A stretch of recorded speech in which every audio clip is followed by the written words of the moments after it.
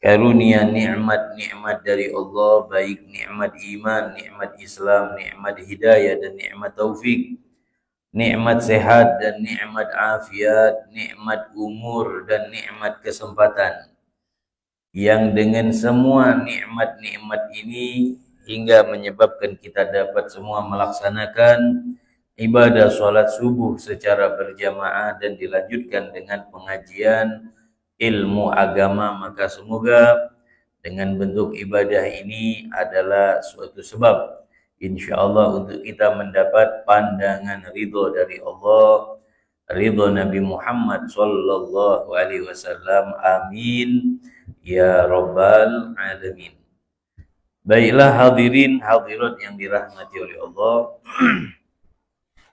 mengisi keberkahan waktu pada pagi hari yang penuh dengan berkah ini, sini kita akan membahas di dalam bab yang berkaitan di dalam hukum-hukum syariat, terkhusus yang bertepat dalam hukum yang berkaitan di dalam sholat.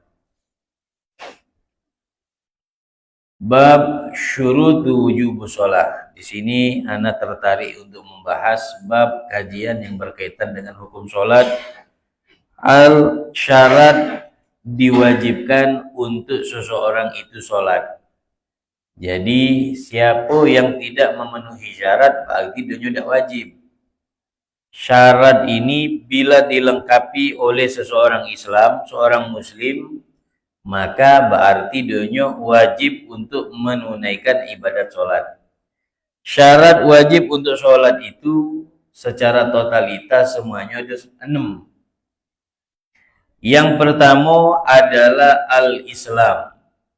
Jadi siapapun yang menganut agama Islam, maka untuk dia wajib sholat. Zuhur, sholat Jumat, Asar, Maghrib, Isya, Subuh. Wajib. Syarat pertama adalah beragama Islam. Berarti kalau selain dari Islam tidak wajib.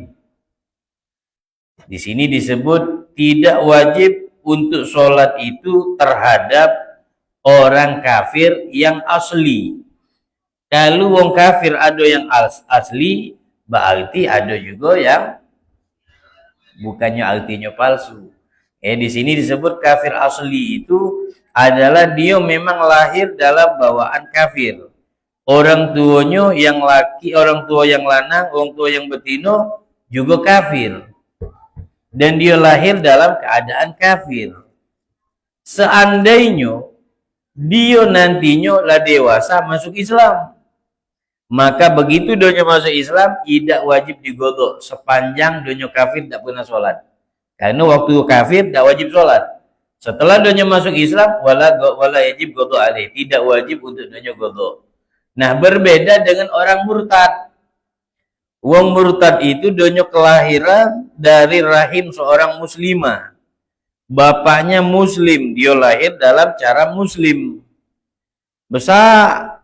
Karena bertemu dengan pasangan mungkin berbeda agama, akhirnya dia keluar. Misal contoh. Sadar setelah 5 tahun kemudian pernikahan, lepas sama bininya. Contoh ini baik. Kemudian dia kembali lagi ke Islam. Katakanlah dia murtad selama 5 tahun. Setelah 5 tahun balik lagi Islam. Maka untuk donyo di dalam hukum fikih menyatakan wajib donyo menggodok setiap sholat yang donyo tinggalkan selama 5 tahun waktu donyo murtad. Wajib digodok lagi. Dan selama 5 tahun donyo tidak sholat, donyo berdosa. Donyo berdosa. Kenapa dia berdosa? Karena donyo meninggalkan agama Islam itu tadi. Paham? Andai kata juga doanya sholat tidak sah. Kenapa tidak sah? Karena syarat wajib orang yang sholat itu mesti Islam, kayak kita pahami, kayak kita pelajari. Nah, jadi selama doanya 5 tahun doanya murtad tadi, kemudian dia masuk Islam, selama 5 tahun wajib digodok kalau sholatnya. Taghlidzan alaih, itu adalah berupa suatu hukuman untuk dia.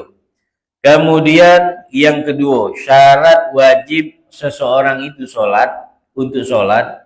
Yang kedua adalah al-bulugh. masuk pada usia balik. Jadi di sini kita pahami berarti orang yang belum balik berarti belum wajib sholat. Budak yang belum balik berarti dia belum wajib sholat. Walau mumayyiz, walaupun dia sudah berakal, faham, ngerti. Tapi dia belum balik, maka tidak wajib. Karena syarat yang mewajibkan seorang muslim itu sholat adalah satu, Islam, agamanya Islam. Dua, balik. Masuk di usia balik. Berarti kalau dia belum balik tidak wajib. Walaupun akal sudah cerdas. Budak umur 10 tahun belum tentulah balik. Tapi kalau ajak kelakar nyambung, ajak penesan ketawa, dimarahi takut. Ini lebih artinya sudah menunjukkan budak ini berakal, udah dewasa. Tapi dia belum balik, maka belum wajib sholat. Tidak wajib dia sholat. Paham? Tidak wajib sholat. Nah, balik itu sendiri kaki ada tanda-tanda. Kita ngembek tanda-tanda balik ini bukan tanda-tanda tradisi adat kebiasaan. Tetapi kita mengambil tanda-tanda balik itu menurut sesuai alur hukum, alur agama, alur hukum syariat. Di dalam syariat menyatakan tanda-tanda balik itu ada 3. Bukannya kita ngambil tanda balik itu dari sisi kebiasaan. Biasa kalau juang kitanya, wong kita ni galak ngomong kali separuh pecah, balik. Padahal belum tentu. Peci budak tu panas dalam. Ni apa lagi?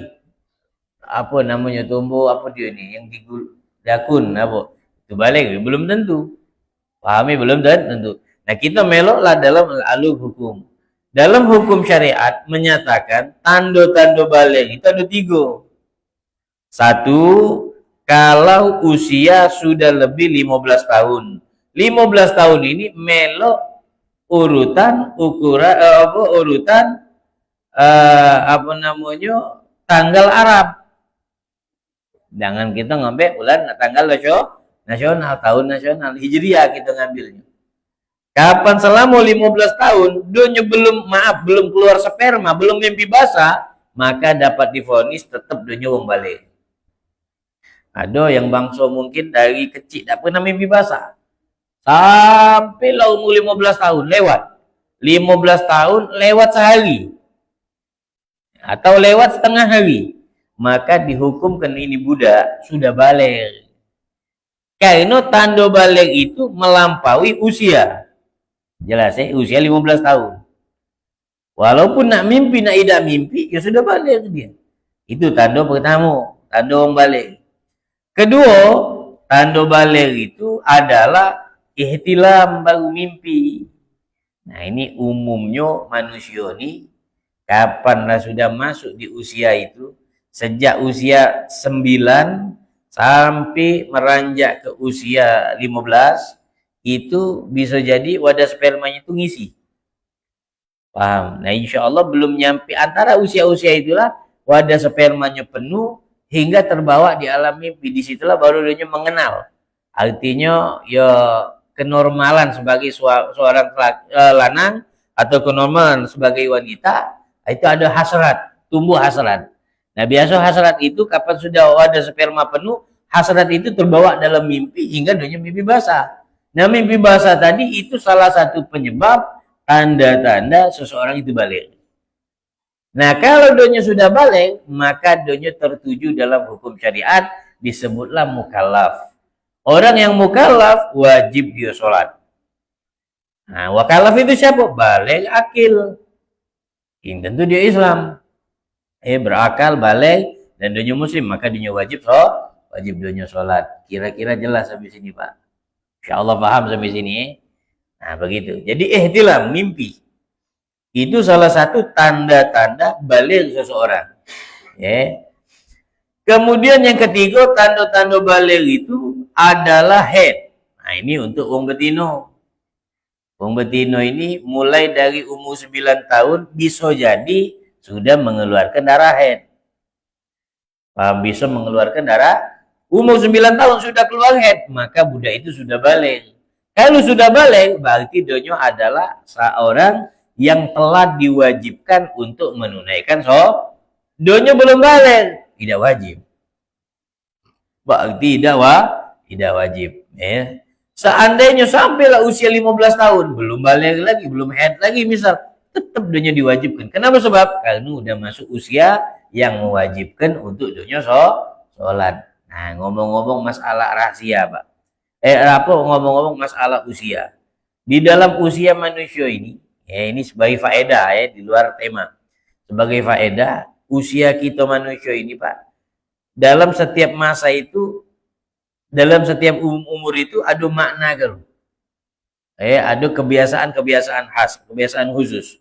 Seperti disebutkan di salah satu kitab dinyatakan usia manusia itu dari kecil, dari lahir sampai umur 7 tahun itu dikenal dengan sebutan waktunya adalah waktu li'ib. Li'ib ini waktu bermain-main.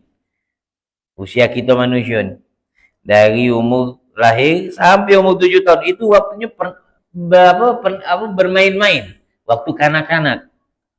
Budak-budak kapan bawa umur 7 tahun, berpesan nama bapak, sama ibu, beli ke ini, beli ke itu namanya waktu li'ib, waktu bermain.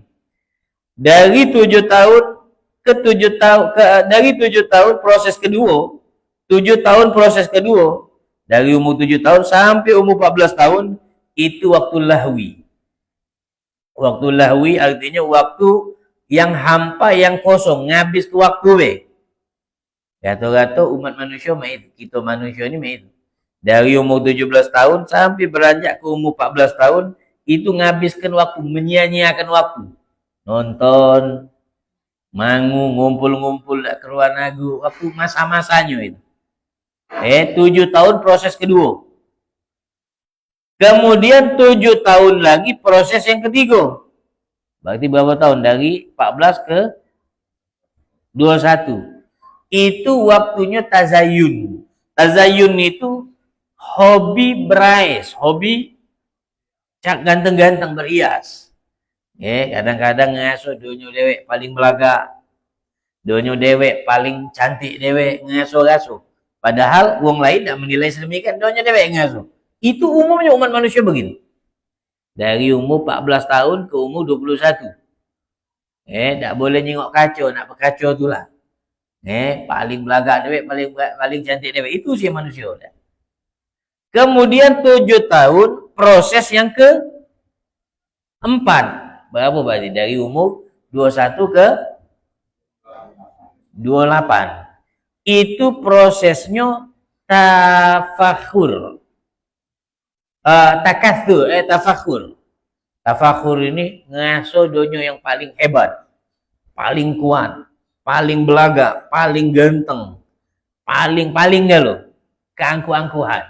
Itu umumnya manusia begitu. Umur 21 ke 2 paling gagah, paling kuat, paling jagoan, paling ngelawan, paling ditakuti, itu semuanya. Kemudian 7 tahun lagi proses yang kelima, berarti berapa? Ketiga itu waktunya takatsur. Takatsur ini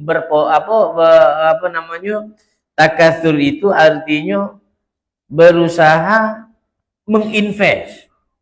Pengen punya mobil, pengen punya tanah, pengen jadi orang kayu, pengen ini nyimpen.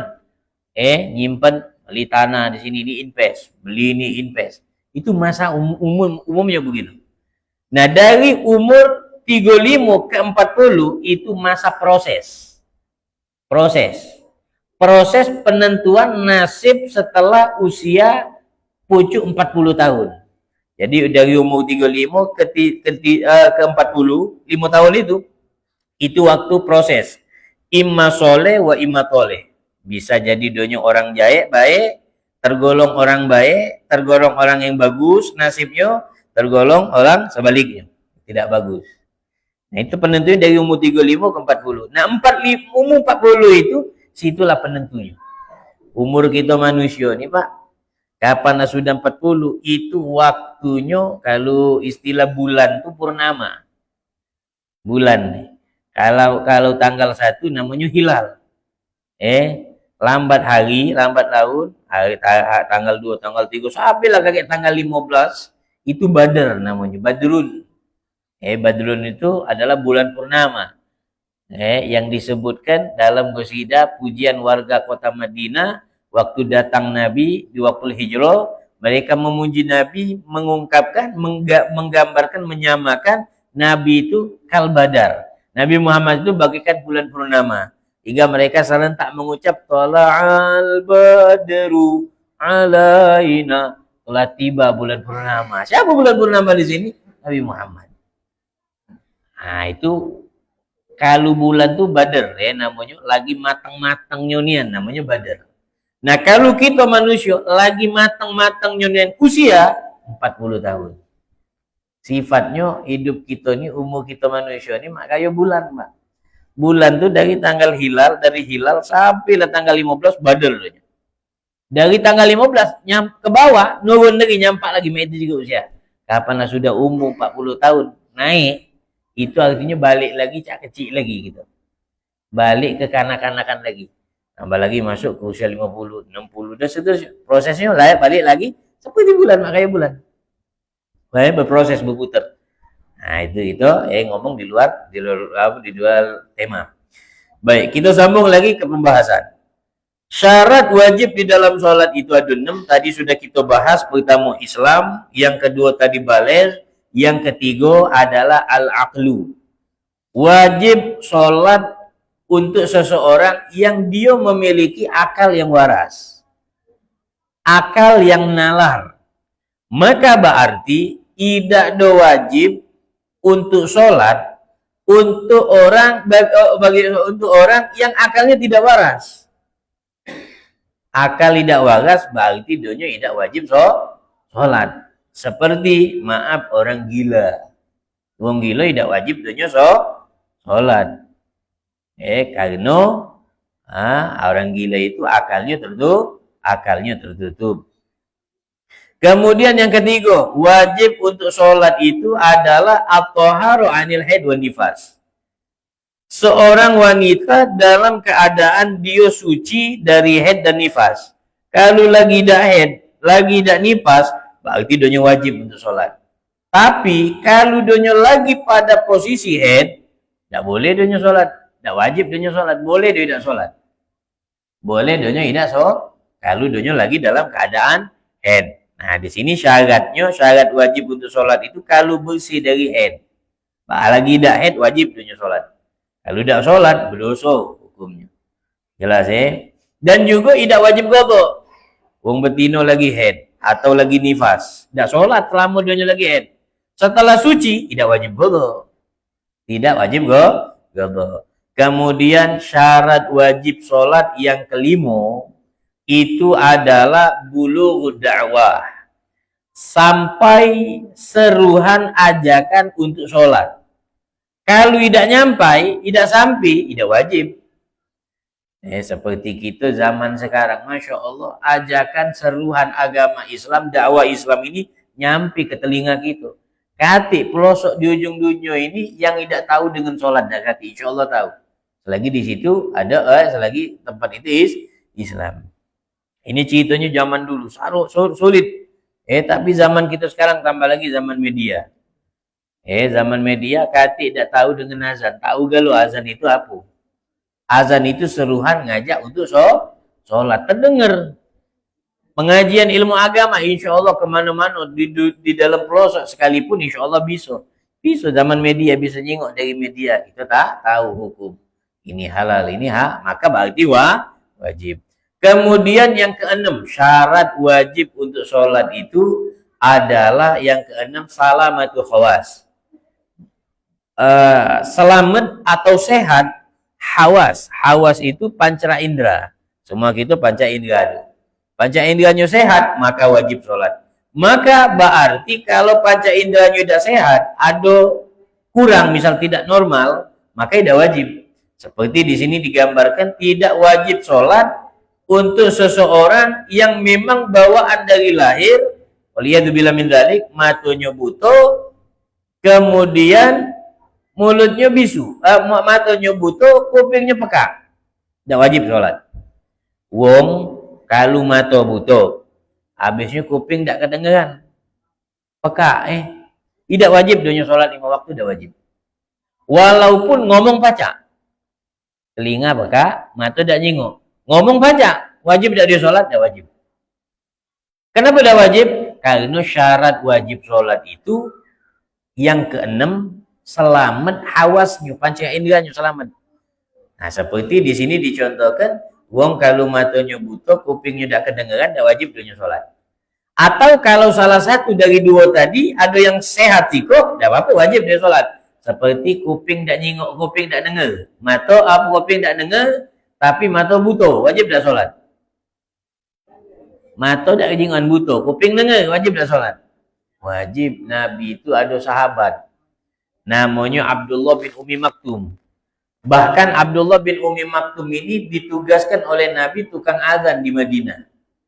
Muadzin, tukang azan di Madinah sana adalah Abdullah bin Umi Maktum. Abdullah bin Umi Maktum ini adalah seseorang yang matanya tidak kelihatan, buta. Matanya dulu pernah di Madinah terjadi wabah. Abdullah bin Umi Maktum ini subuh berjamaah, zuhur berjamaah 5 waktu. Waktu itu lagi musim wabah, keri keluar. Dan dia dalam kondisi keadaan buta, berjalan minta dipimpin wong. Akhirnya dia minta disampaikan ke Nabi. Minta izin untuk dia pribadi tidak baca mentu dulu karena keadaan. Akhirnya Nabi oke kan. Tak lama dari situ dia berbelok nak mentu, dipanggil Nabi lagi. Ya Abdullah, kata Nabi, kira-kira kau dengar tak hayya ala solat? Dengar tak kuping kau hayya ala solat? Dengar wahai Nabi. Ayo tunaikan. Jadi Nabi, kalau kau dengar, pergi ke masjid solat.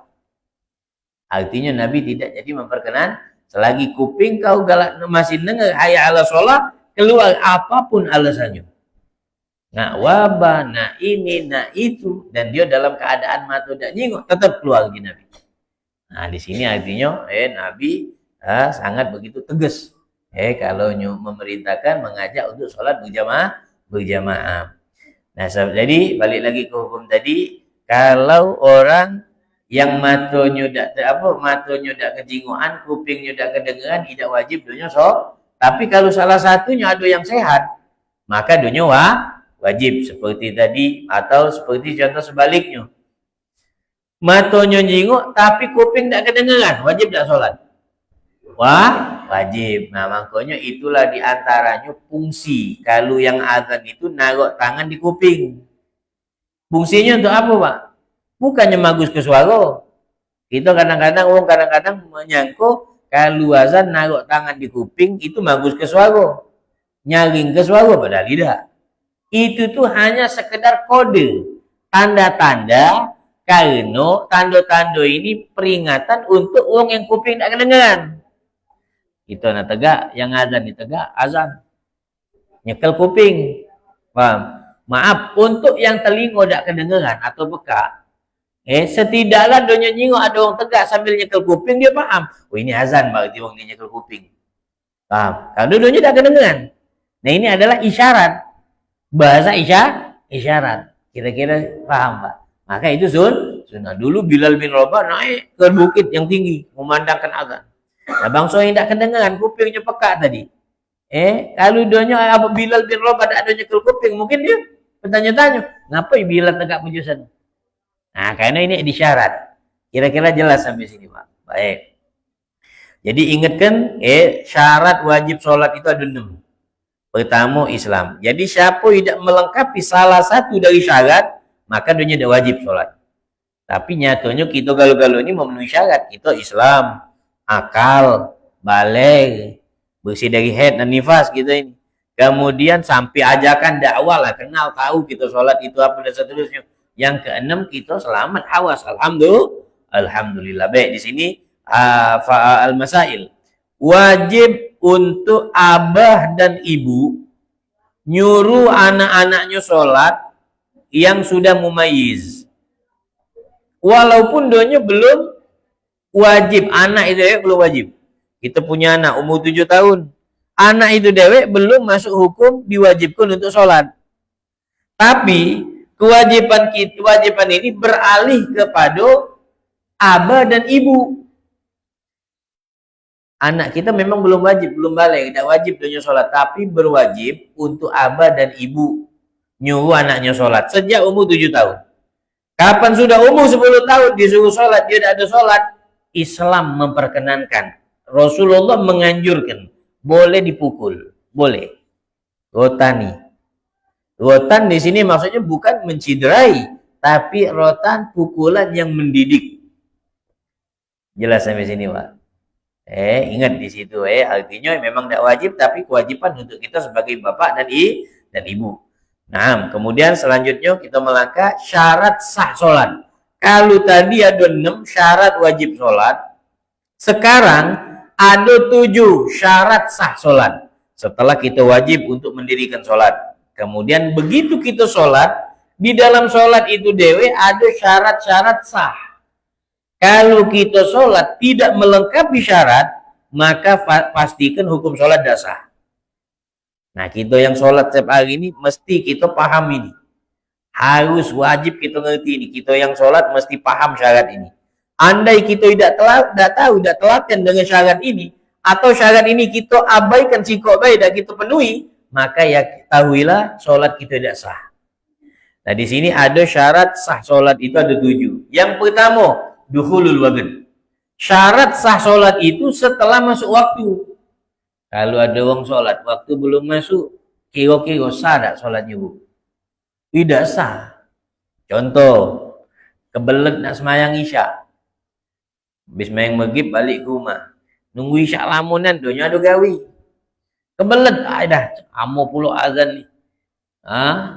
Ingat jam, tinggal 2 menit lagi. Bakal azan, lama dah inian lagi. Nanti mbak wuduk bela aja. Mbak wuduk dia. Begitu habis wuduk, dia sholat langsung isya. Sholat isya, Allahu Akbar. Selesai takbiratul ihram, baru maca Fatihah, baru azan. Allahu Akbar, azan isya. Berarti dia sholat di dalam waktu isya atau di luar waktu isya, Pak? Kalau Fatihahnya di dalam isya. Takbiratul ihramnya ada di luar, kira-kira sah tak sholat main? Tidak sah. Takbiratul ihram tidak sah. Kalau takbiratul ihram tidak sah, berarti sholat tidak sah.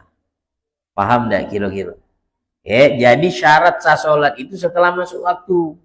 Jadi kalau waktu belum masuk, sholat lama manu kita tetap tidak sah. Depan Ka'bah sekalipun kita sholat, kalau belum masuk waktu tidak sah.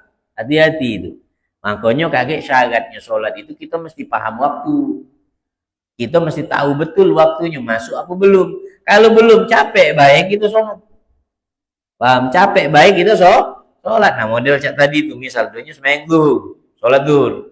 Allahu Akbar. Assalamualaikum warahmatullahi wabarakatuh. Selesai. Tak tahu setiap masjid baru mengumandangkan azan. Allahu Akbar, baru masuk zuhur. Tadi duanya lah sholat zuhur. Kira-kira sholat zuhur tadi sah. Setelah azan zuhur duanya dengan wajib duanya sholat lagi. Yang tadi tidak sah. Nah, kalau donya lakukan secara sengaja, tahu belum masuk waktu, donya sholat itu berdosa. Tidak sah dan berdosa. Tapi kalau donya kalau tidak tahu, donya yakinkan azan ternyata belum azan, itu donya tidak berdosa tapi tetap tidak sah. Kira-kira jelas, Pak? Nah, kemudian yang kedua, syarat sah sholat yang kedua, ngadep ke arah kiblat. Kalau doang sholat tidak ngadep kiblat atau donyo sholat tidak tahu arah kiblat, donyo datang ke salah satu tempat, bukan di pojok kendaraan, bukan numpang rumah wong misalnya, habis mbak wudhu nak nanyo malu-maluan, main insting, caknya ngagas caknya tuh, mentanglah sejadah semayang langsung, salah sholatnya. Kenapa tidak? Karena syaratnya itu ngadep kiblat, kita mesti tahu, bertanya. Bertanya. Nah, itu kalau posisi wong yang sholat, kalau dia mampu sehat badannya tegak, kalau sholat tegak, patokan arah kiblat itu dado. Yang wajib diarah ke arah kiblat itu dado gitu, bukan kepala. Artinya maaf kalau kepalanya miring, misal boleh tidak apa-apa, sah-sah baik. Yang penting dado ngadep kiblat. Dado yang harus diarah ke arah kiblat. Kalau wong sholat duduk, sholatnya mutoji itu berbaring miring. Kalau dia sakit, patokan yang wajib diarahkan kiblat muko sama dadu. Kalau dia sholatnya terlentang, sholat terlentang itu ngelumai, terlentang. Nah, cara sholatnya itu Pak perlu dipahamkan nih. Kaki di sini, kepala di sana. Paham enggak? Kalau yang sholat terlentang tuh kaki ngadep sana, pala di sana. Pala di sana, kaki di sini. Caong meninggal. Caong meninggal, kaki di sana. Tapi kalau meninggal tuh biasanya ngadep sebelah kanan. Kepala di sana, kaki di sini. Nah ini misal orang sakit ini, arah ke kakinya, arah ke arah kiblat. Bukannya kepala di sana, kaki di sana, ini ngebelakangi kiblat namanya. Paham? Itu namanya ngebelakangi kiblat. Nah, untuk orang yang sholat yang terlentang tadi, patokan yang harus diarahkan kiblat adalah tumit kaki. Tumit kakinya harus lurus, hadap ke arah kiblat. Baik, kemudian selanjutnya. Syarat sah sholat yang kedua adalah suci dari dua hadas. Hadas itu ada dua, hadas besar, hadas kecil. Wong yang sholat mesti bersih dari hadas besar dan hadas kecil. Hadas kecil yang mewajibkan donya wudhu, hadas besar yang mewajibkan donya mandi wajib. Jadi misal contoh, ada wong, contoh Pak maaf gambarannya begini, donya berhubungan badan sama pasangan halalnya malam, habisnya berwudhu, donya tidur lagi. Bangun tidur tadi pas niat dengar azan subuh. Oh, salatu khairum minan naum, bangun. Bangun tadi dengan sudah kan, beronjal cepet-cepet ambil wudhu, siap-siap beres-beres, pergi ke masjid langsung deh. Mayang main subuh di masjid. Khusyuk lagi sholat juga. Pergi ada majelis, pergi majelis pula deh. Sampailah kakek jam 7 balik ke rumah. Balik ke rumah, masuk kamar teringat, ya Allah, anak belum mandi. Belum mandi, wah. Sholat subuhnya tadi sadar Pak. Sadar Bu. Tidak. Kenapa tidak sah? Karena syarat sah sholat tuh yang ketiga mesti bersih dari hadas. Donya belum bersih. Pertanyaannya, ya kalau ngomong sah tidak sah tentu jelas sekali tidak sah. Pertanyaannya, berdosa dah? Berdosa dah? Maka di sini disebut tidak berdosa, tetap tidak berdosa, tapi tetap tidak sah. Boleh pahalo tujuan, donya punya maksud, niat. Niat donya ngacang-ngacang dari rumah, nak pun nak sholat. Niat donya itu niat bagus, dicatat pahalo. Tapi untuk yang dalam sholat tidak sah. Yang dalam sholat tidak sah. Paham Atau begitu pun juga, donya sholat, lupa berwudu. Atau donya lupa berwudu. Lupa berwudu, langsung be sholat. Insya Allah dah katilah lupa berwudu. Ini sebenarnya contoh donya sholat, ya tidak sah. Ini bisa jadi, kadang terjadi, bisa jadi. Ingatkan ini hukumnya haram. Contoh, ada wong sholat di belakang imam. Kata kelas main Jumat lebih ramai jemaahnya kan. Begitu di rakaat pertama, di rukuk rakaat pertama, beneran ini sakit perut, banyak angin perutnya. Giliran rukuk ngeluarkan angin, alias batal wudunya, ya kan? Nah ini keluarkan angin ini, ya mungkin tidak besar suaranya. Jangan tidak batal lah hukum wudunya Pak.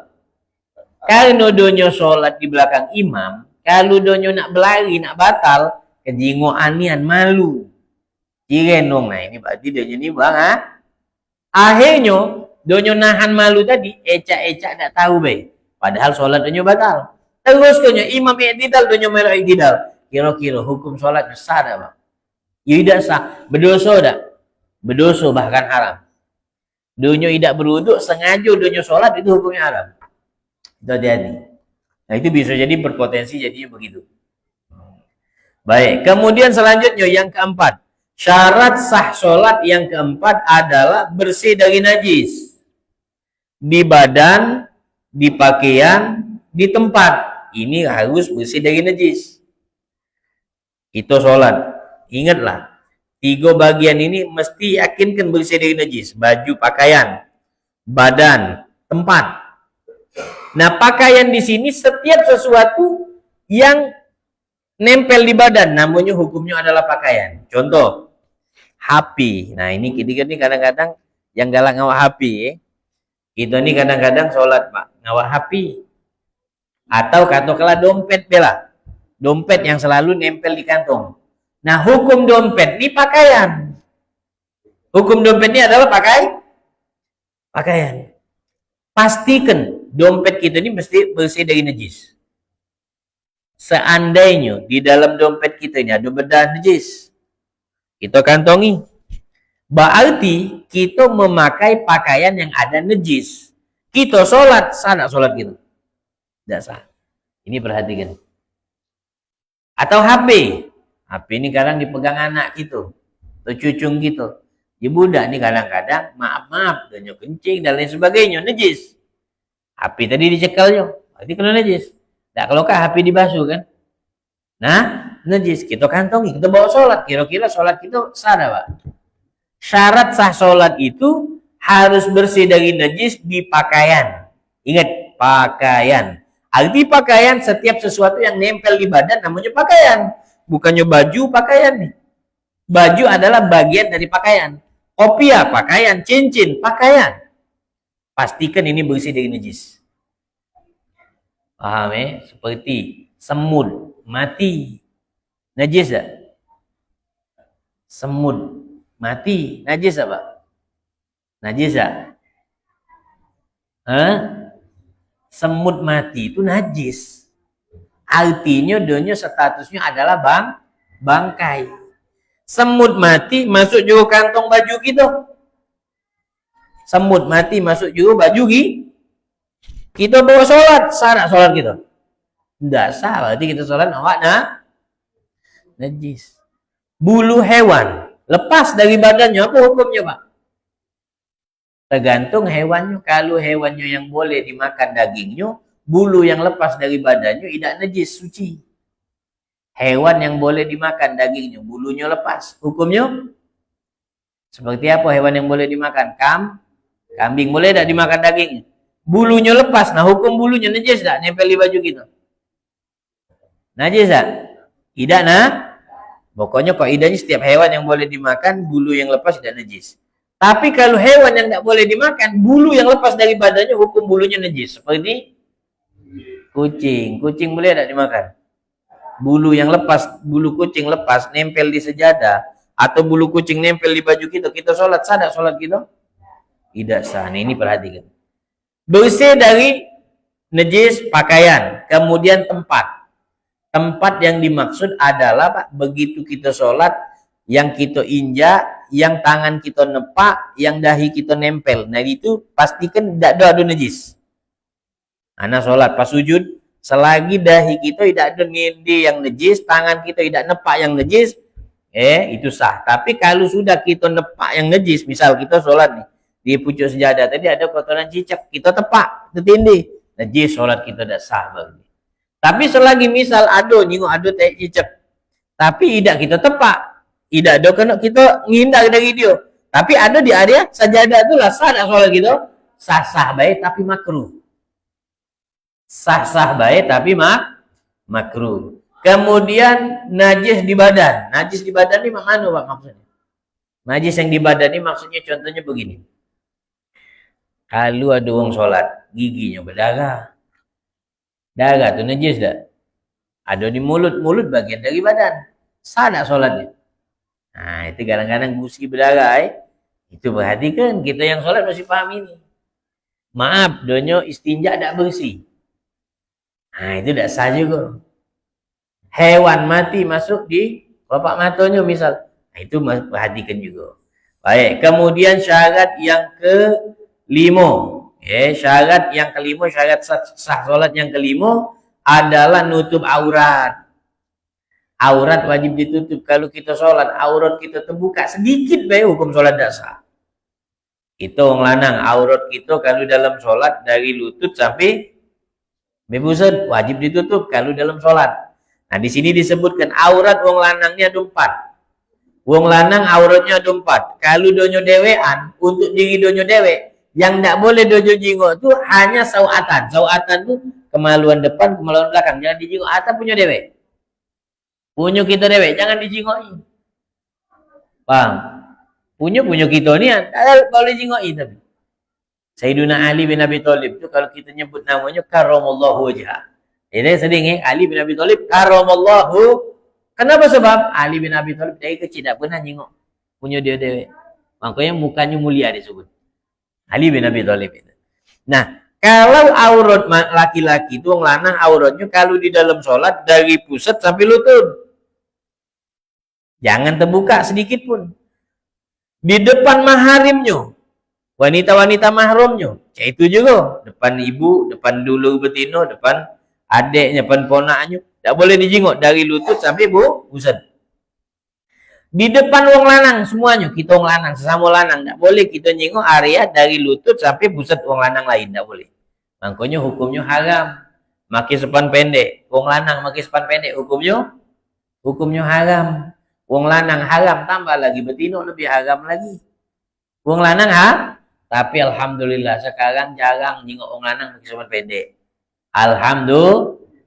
Apa matuan habis jarang jenguk. InsyaAllah banyak. Tidak dok. Yang banyak ni wong betina sepan pendek. Yang banyak ni wong betina makin sepan pendek. Kata Sayyidina Ali, kata Imam Hasan Al-Basri-nya. Kata Imam Hasan Al-Basri-nya, ini sebagai penutup Kata Imam Hasan Al-Basri-nya, punya sifat malu itu untuk wong lanang bagus. Tapi kalau wong betina jauh lebih bagus lagi.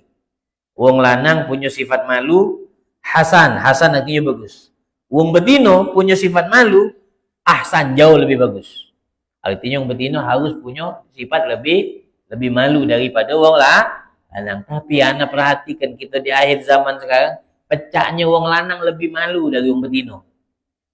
Benar tak Pak? Buktinya antum jengoklah ke mall, datanglah ke mall. Banyak kita jengok wong betina terbuka-buka bajunya.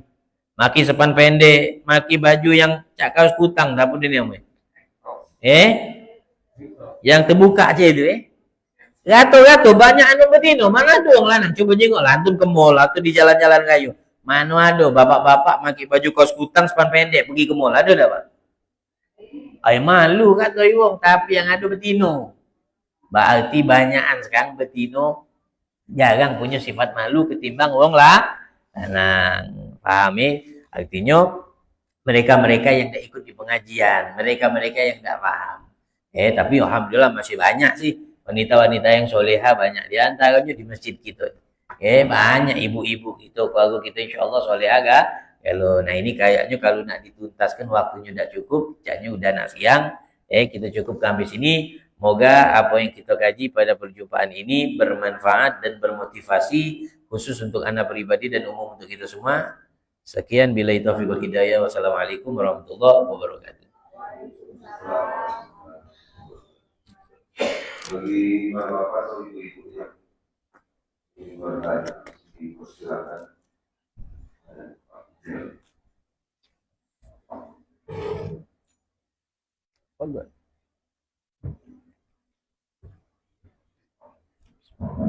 Assalamualaikum warahmatullahi wabarakatuh. Tadi dijelaskan salah satu wajib bersolat itu, yang tidak wajib itu adalah tidak berakal atau orang gila. Nah sekarang yang saya tanyakan Ustaz, kalau istilah sehari-hari wong kurang cantik, jangan itu katakan waras, tapi tidak warasnya. Apa istilah selain kurang cantik? Terima kasih. Assalamualaikum warahmatullahi wabarakatuh. Tadi disebutkan wala yajib alal majnun, tidak wajib terhadap orang yang majnun. Majnun itu artinya orang yang tertutup akalnya, tertutupnya. 100% tertutup akalnya itu majnun. Jadi ini kaidah Pak Setiap nun, jim ketemu nun itu maknanya gaib. Setiap jim ketemu nun, huruf jim ketemu nun seperti maknanya jun. Jin. Jim sama nun jin. Jin itu terjengok tak?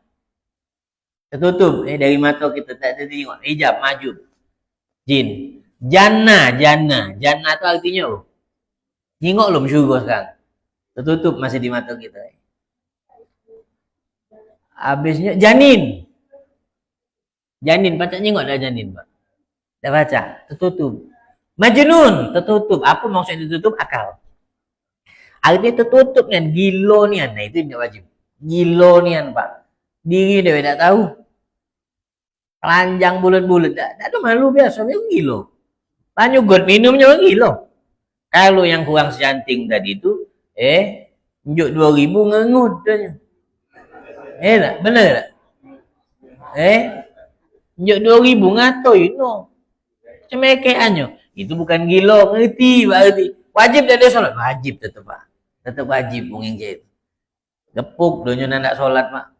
Mungkin paham Baik, silahkan pertanyaan selanjutnya.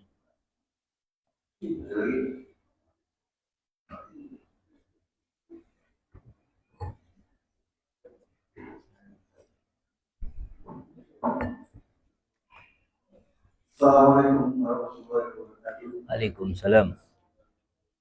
Ini saya mau tanya Pak Ustaz. Kadang-kadang kita kan tugas di kapal biasanya.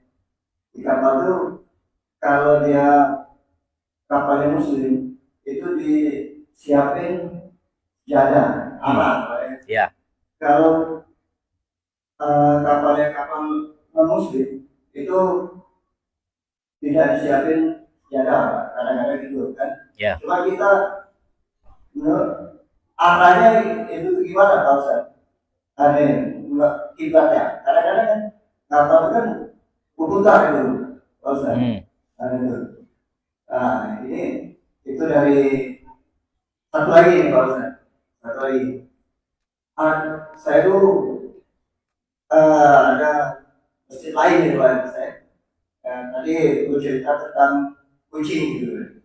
Nah di masjid itu banyak ini kucingnya. Nah, kadang-kadang dia di tempat imam itu kadang-kadang belum ada itu. Tempat yang lain banyak lah gitu. Yeah. Kita nggak tahu Pak Ustaz itu. Katanya ada najisnya. Yeah. Gitu kan. Itu gimana Pak Ustaz? Baik.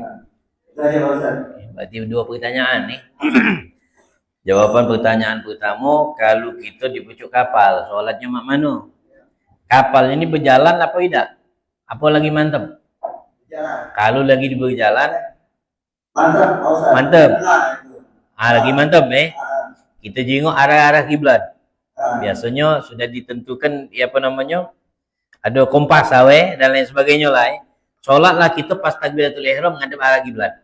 Kita sholat.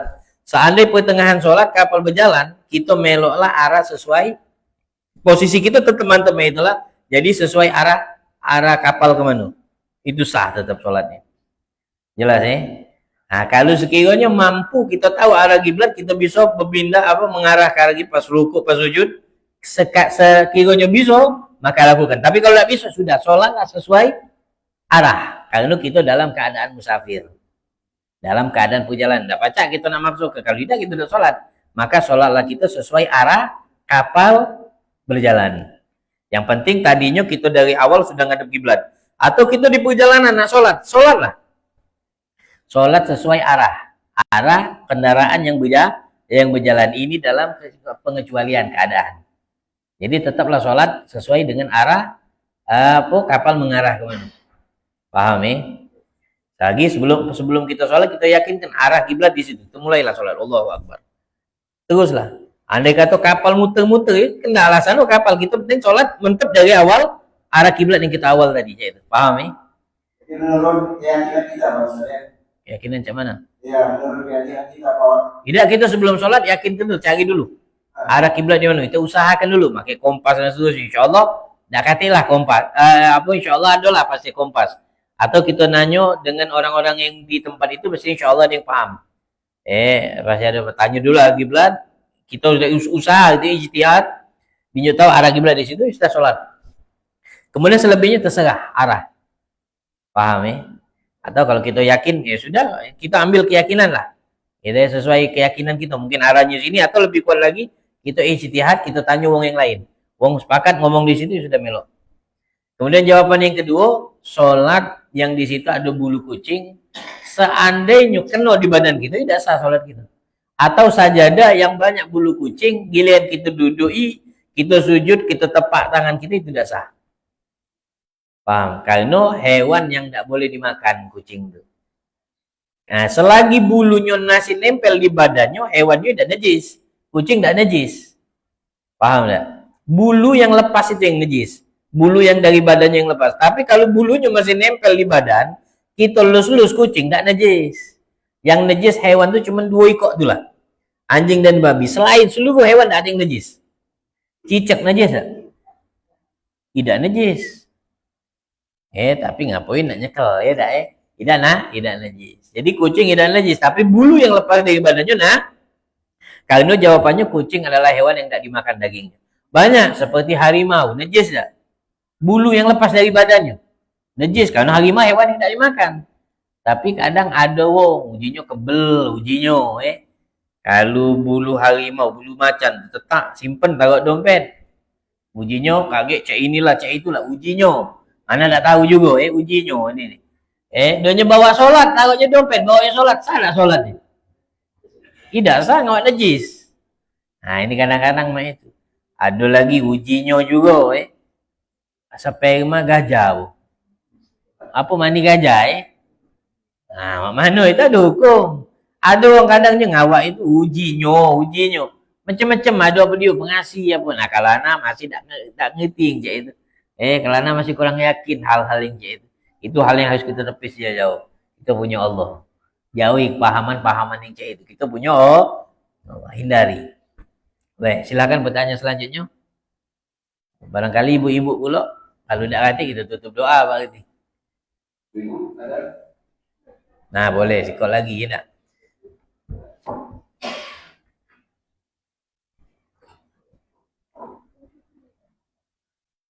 Assalamualaikum warahmatullahi wabarakatuh. Ustaz, saya bertanya, waktu kaum perempuan, waktu sujud sengaja tangan kelihatan. Mohon penjelasannya atau tidak. Naam. Assalamualaikum warahmatullahi wabarakatuh. Waalaikumsalam. Tadi kita akhiri pembahasan dalam syarat sah sholat di bab aurat. Aurat ini panjang lebar pembahasannya. Tadi belum ana bahas seluruhnya, baru sedikit be. Belum tuntas, belum setengah.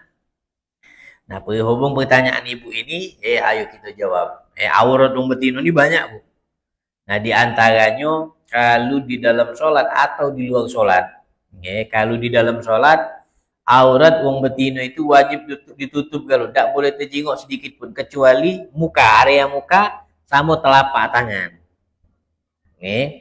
Seandainya terbuka area itu, selain dari area itu terbuka sedikit be tangan, terjenguk sedikit be, tapi tidak sengaja atau tidak sengaja, maka hukum sholat tetap tidak sah. Karena syarat sah sholat tutup ibu sholat, satu helai rambut keluar, tidak sengaja, tidak tahu, tidak keluar, tidak sengaja, habis sholat baru nyingok, atau ada yang nyingok tahu bu, rambut ibu mentu, maka hukum sholat ibu tadi baru tidak sah.